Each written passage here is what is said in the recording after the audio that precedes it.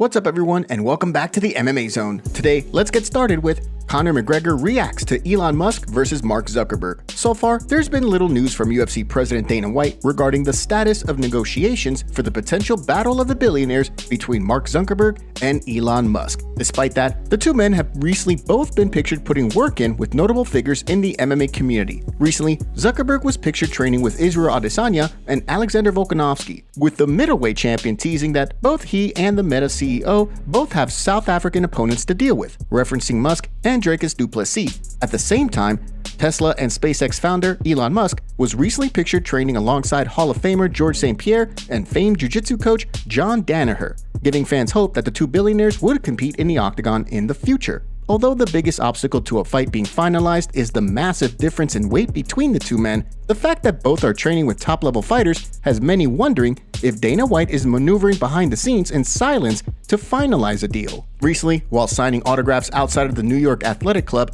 where he trained with Dylan Dennis, Conor McGregor weighed in on a potential bout between Musk and Zuckerberg. I'm interested. Are they going to go ahead with it? It's going to happen. If it happens under the UFC banner, I'm with it. It has to happen under the UFC banner, and I'm with it.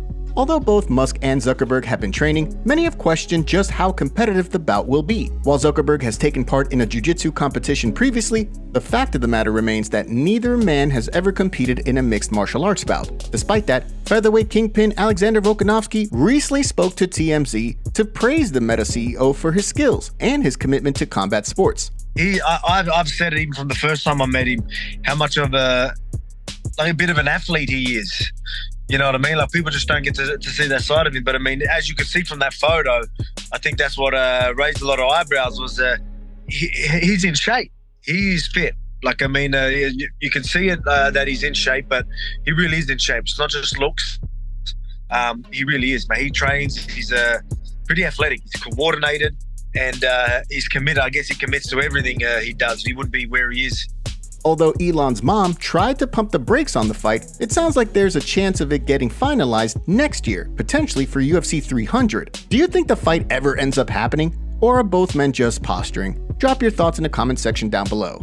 Stipe Miocic takes aim at critics and skeptics. Former UFC heavyweight champion Stipe Miocic is currently gearing up for his highly anticipated return to the octagon later this year, where he'll look to defeat Jon Jones and reclaim the heavyweight title. Although Miocic hasn't fought in over 2 years and will have missed 2.5 years by the time he and Jones step into the octagon, he's eager to prove that he still has what it takes to reign over the division at 40 years old. During a recent appearance on Hall of Famer Michael Bisping's Believe You Me podcast, Miocic took aim at critics and skeptics who have questioned whether or not he's been in the gym training the way he should since his loss to Francis Ngannou back in 2021. Yeah, I mean, I'm doing everything I'm supposed to. I haven't changed anything I've done. I mean, I can still work out at the station, you know, I can do things there too. It's not like every day is a sparring day or a pad day, like, you know, it's conditioning, lifting. I mean, there's recovery days, you know what I mean? Like, I don't understand people. With Jones sitting as a pretty heavy betting favorite in the fight, do you think Miocic can prove he still has what it takes to be the best? Drop your predictions in the comment section below.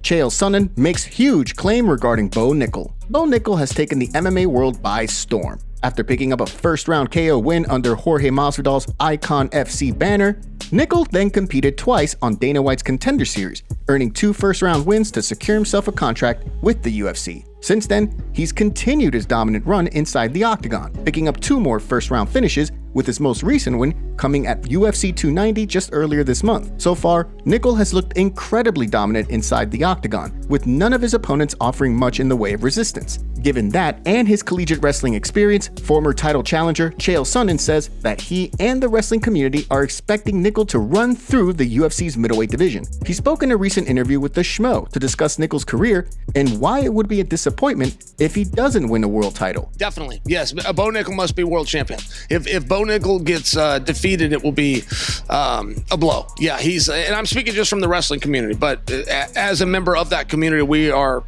expecting a lot from Bo, and we're expecting him to clean house. So far, no word yet on when Nickal will be back in the octagon. However, after his win over Val Woodburn, he made it sound as though he wanted to take some time to spend with his family in the immediate future. When he does return, who do you want to see him square off against? Drop your predictions in the comments section down below. Before we continue, make sure you give that like button some love, and be sure to subscribe to the MMA Zone for all of the latest news. UFC Fight Updates. This week, a report surfaced indicating that Benoit St. Denis will step into the octagon in front of his hometown fans at UFC Fight Night Paris on September 2nd to fight Thiago Moises in a bout with all the makings of a Fight of the Night contender. The bout will see St. Denis look to pick up his 4th straight victory inside the octagon, while Moises looks to pick up his 3rd straight win after a January submission win at UFC 283. This week also saw news surface regarding a rescheduling of Justin Tafa versus Austin Lane. The two men will look to run back their UFC Fight Night Emmett versus Topuria scrap, which saw Tafa poked in the eye just moments into the bout. Despite the horrific eye poke, Tafa seems to have thankfully managed to avoid serious injury,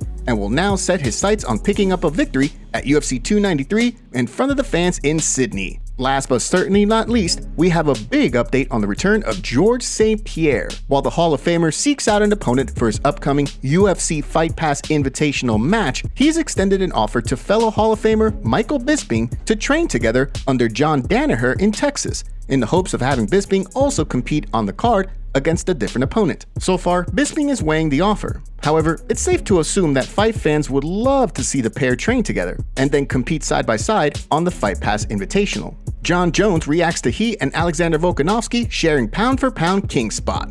UFC heavyweight champion Jon Jones had a big night at the ESPY Awards recently, taking home the award for UFC Fighter of the Year while beating out the likes of Amanda Nunes, Leon Edwards, and Islam Makhachev. Although he wasn't nominated for the award, featherweight kingpin Alexander Volkanovski was also in attendance at the event, where he and Jon Jones jokingly exchanged words in the wake of the pair being promoted to co-pound-for-pound kings on UFC.com. Moments before, Jones also shared pleasantries with Leon Edwards, who was also in attendance for the event.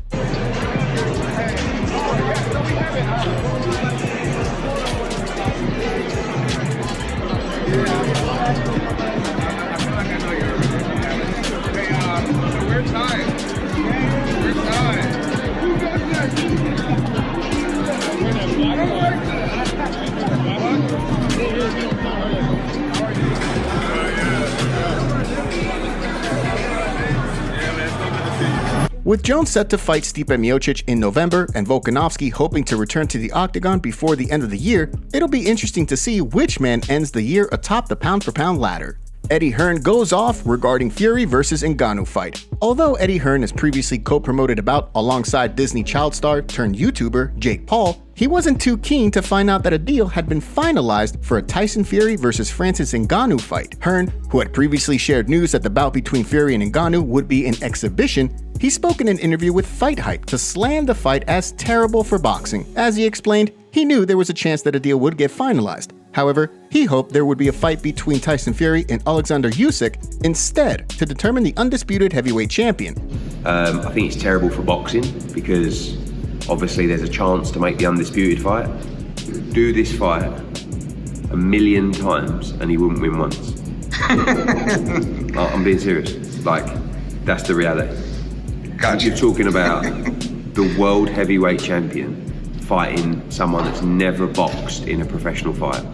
Of course, as Hearn explained, he had previously brought the idea of a fight with Ngannou up to Anthony Joshua. However, the English star wasn't interested. Despite the fact that Fury is the overwhelming betting favorite heading into the fight, many are eager to see whether or not Francis Ngannou can capture lightning in a bottle and become the first man to defeat Tyson Fury. And now for our breaking news story of the day. We have Sean O'Malley going off on Joe Rogan and the UFC. Recently, Joe Rogan had Sean Strickland as a guest on JRE, and Strickland had some strong words to say about Jon Jones. Sean O'Malley didn't take them lightly. This is what he had to say about the situation.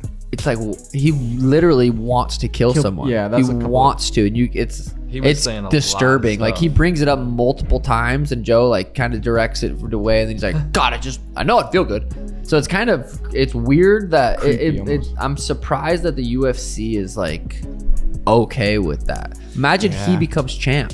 And like actually like one of these, someone, or he does kill someone, and it's like, holy Like we ignored the signs. I wonder if the UFC would have any sort of Backlash for sure. liability to that. Or liability. Because he's outwardly saying some things. Do you agree with Sean O'Malley? Should the UFC be concerned about hurting its brand and deal with ESPN, with Strickland possibly becoming a UFC champion with his loud, unapologetic mouth? Let us know in the comments below.